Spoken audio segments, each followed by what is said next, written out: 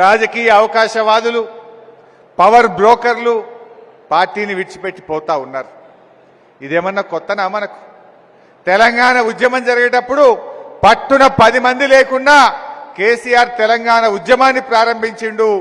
రానే రాదు కానే కాదన్న తెలంగాణ తెచ్చిపెట్టిండు మన కేసీఆర్. ఆ రోజు కూడా నమ్మినాడే తెలంగాణ వస్తుందంటే 10 మందితో ప్రయాణం ప్రారంభించిండు. తెలంగాణ తెచ్చిపెట్టిండు మన కేసీఆర్.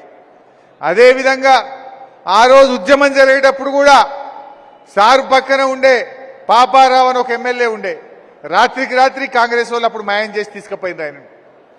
ఒక ఆయన రాజేశ్వరరావు అని కరీంనగర్ జెడ్పీ చైర్మన్ ఉండే, రాత్రికి రాత్రి ఆయన తీసుకుపోయి కాంగ్రెస్లో కలుపుకున్నారు. అంటే నాయకులను కొన్నారు కానీ ఉద్యమకారులను కొనలేరు, కార్యకర్తల్ని కొనలేరు, తెలంగాణ ప్రజల్ని కొనలేరు అనే విషయం కాంగ్రెస్ పార్టీ గుర్తుపెట్టుకోవాలి.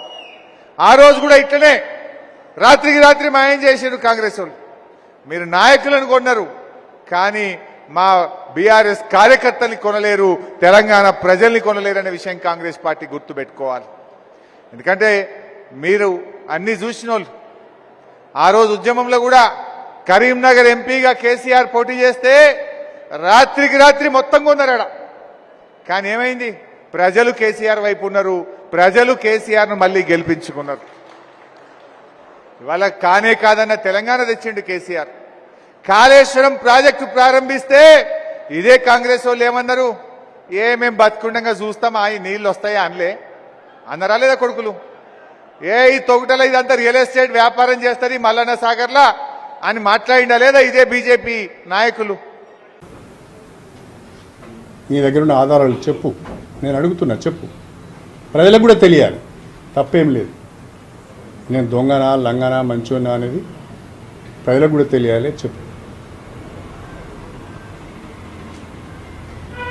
ఇక అక్కడ ఒక ఆయన మాట్లాడుతున్నాడు, మానకొండూరు నుంచి ఒక ఆయన, వీడికొచ్చి పండబెట్టి తొక్కుతాడట, సావుడప్పు కొడతాడట. మానకొండూరు ప్రజలు పండబెట్టి తొక్కితే కడుపులో పేగులు బయటపడి భూతాళానికి వెళ్ళిపోయాడు. 50,000 పైచీలకు ఓట్లతో ఓడిపోయాడు. బుద్ధిలో ఎదురపోయి ఇంకా నీ ముఖానికి అంత సీన్ ఉన్నదా? నా దగ్గరకు వచ్చి సావుడప్పు కొట్టేంత సీన్ ఉన్నదరా?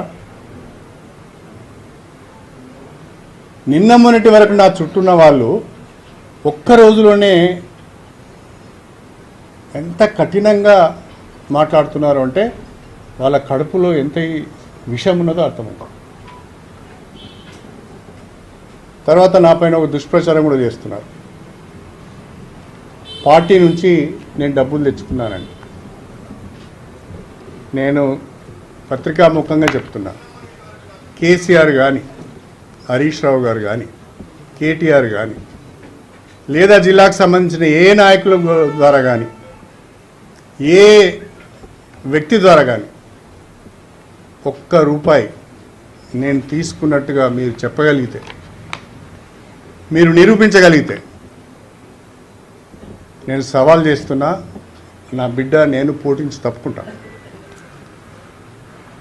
బుద్ధి లేని మాటలు, సిగ్గు లేని మాటలు మాట్లాడొద్దు. కడియం శ్రీహరి నిజాయితీకి మారుపేరు. నువ్వు ఒప్పుకున్నా ఒప్పుకోకపోయినా అట్లాంటి తప్పుడు పనులు ఎన్నడూ చేయను నేను. మీ అందరి బ్రతుకులు నాకు తెలుసు. మీ అందరి చరిత్రలు బయట పెడితే జిల్లాలో తిరగలేరు. మీరు చేసిన అవినీతి, మీరు చేసిన భూ కబ్జాలు, మీరు చేసే దారుణాలు ఇవన్నీ కనుక బయట పెడితే మీరు తిరగలేరు. కానీ నేను ఆ పని చేయను. మీ దగ్గర నా పైన ఏమైనా సమాచారం ఉంటే బయట పెట్టమని మిమ్మల్ని ఆహ్వానిస్తున్నాను.